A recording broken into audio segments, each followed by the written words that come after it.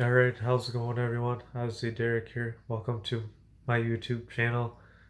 Here today to talk to today about essentially, kind of a little bit about personal finance and I guess how we view it and how you view money, essentially. Kind of a little bit of a harder topic to talk about because, give me a second here. Um, it's not something that is really talked about in school.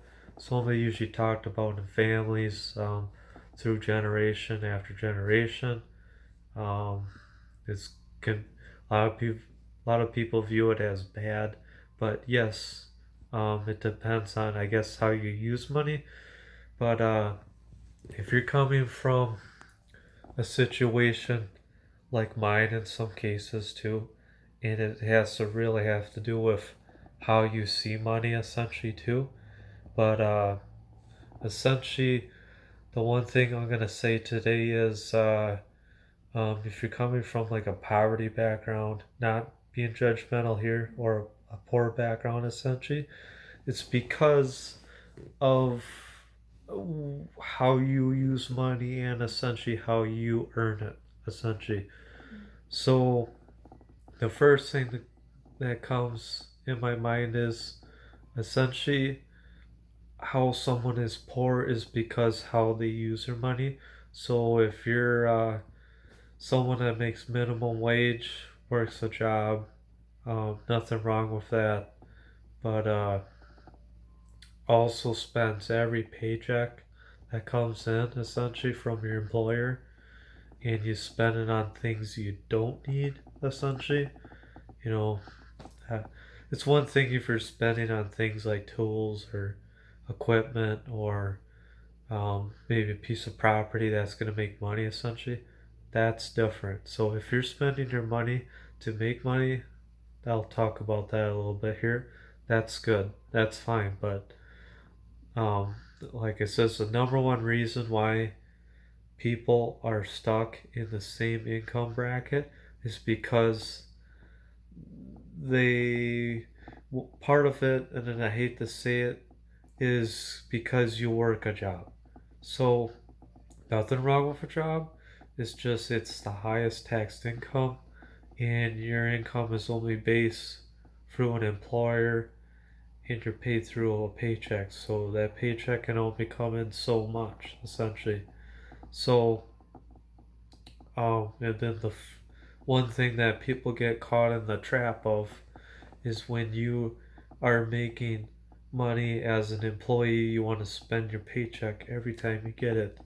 That's kind of the trap mentality of essentially how you um, how you are earning money and how you're spending it. So if your money is coming in and then it's going out through expenses and whatever, your liabilities or whatever, and you have too many of them, that's part of your problem. You know, it's your decisions and how you live and how you earn your income in life essentially. So in order to change your income or making wanting to make more essentially, but see, this kind of gets to be in a little bit of a different subject. Part of it in life is too is when you're earning money, it depends on how you're taxed. So if you're employee, self-employed, you pay the highest taxes. That's just the way it is. But obviously, if you're a business owner like myself, or actually an investor, which is very, very little people in the population, your money, you pay very little taxes. So that's one thing that you need to keep in mind, and it's something you might not know. So essentially, there's more than three different types of income, but the basic three that usually most people know the most, obviously, number one is active income. Is income you show up and work for it, so you're working for money. The second one would be portfolio income. So that's essentially income that you put your money into someone else's business. Could be a stock, could be a share, could be collectibles, could be anything. Also could be considered as capital gains also. anything that you put your money in that you can get your money back for. So that's essentially capital gains taxes. So that can be taxed differently, especially through housing. Then essentially the third income, and this is what the wealthy class work for. So obviously, if you want to be rich, you can be rich. It's just a matter of how you earn your money and how much of it comes in. So essentially, the third income is passive income. It's the least taxed income there is, and it applies throughout the world. Doesn't matter where you are in the world, the tax laws are the same throughout the world. So, but passive income is essentially there's two different types and variations of it, but it can be earned through different ways. But I'll tell you the most common ways. Okay, the first one I have would be a business. So you can be one person, but this is another subject too. Okay, so if you're a business owner and you're one individual, as long as you write it off as an LLC or a corporation or something else, you're taxed very differently because how you're earning money is you're not working for it, but you're producing it. So you're producing it in some form. So either if you're a farmer, which is farm tax, if you're someone like me that has a shop or that sells car parts for a living, that's a different type of income. That's passive income. Um, could be also essentially through books, which is very few people that can make money through books. There's very few people that can do that. That's good passive income. Could be like essentially what I'm doing right now, a YouTube video. But the only thing is you need the traffic and you need the views in order to get paid by YouTube to do it. So that's actually passive income too. It's essentially income that you don't have to put a lot of work in. Essentially, you do it once, usually, and then it reoccurs. It just kind of goes. So, um, one of the most safest passive income sources besides a businesses are a bit more of a gamble because you don't know if it's going to pay off. But kind of the most reliable passive income source is real estate, especially if you know what you're doing. Because passive income, as long as you know what it is, it's also known as cash flow. So I'm trying to, so if you understand what I'm talking about in a sense.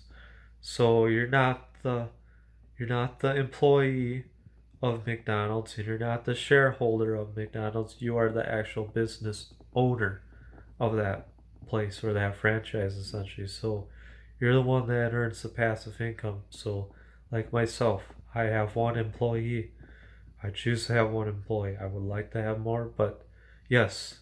See, when you become a business and you start hiring people, you get tax breaks and tax incentives. When you're an employee, you pay taxes. It's W-2s pay the highest taxes. And well, I mean, not the highest, but 40% than, self-employed, which can be kind of a little bit on my end too, but it's technically not anymore. It's actually um because it's under an LC, so it's a business, so it falls under business tax. So um honestly, if you watch Robert Kiyosaki, you know who I'm talking about. Your asset column, if your money comes from the asset column, you pay less in taxes. So it's a little bit of a different subject talking about. So yeah, it's how you think about money and how you earn your money. That's realistically what it is. But yes, in order to become wealthy or actually rich as in money, you have to have more assets. That's how you get wealthy. It does take time, takes many years, depending on what it is. But um, yes, At that point, you can actually become financially free, and you don't have to work a job necessarily again, as long as you're not going crazy out overboard, even though you're making more money, essentially. So, kind of hope this helps a little bit. It's not how much money you make realistically, it's how you spend your money. That's essentially what it is. So, um, honestly, I can talk about this more, but I hope this kind of helps. And then thank you.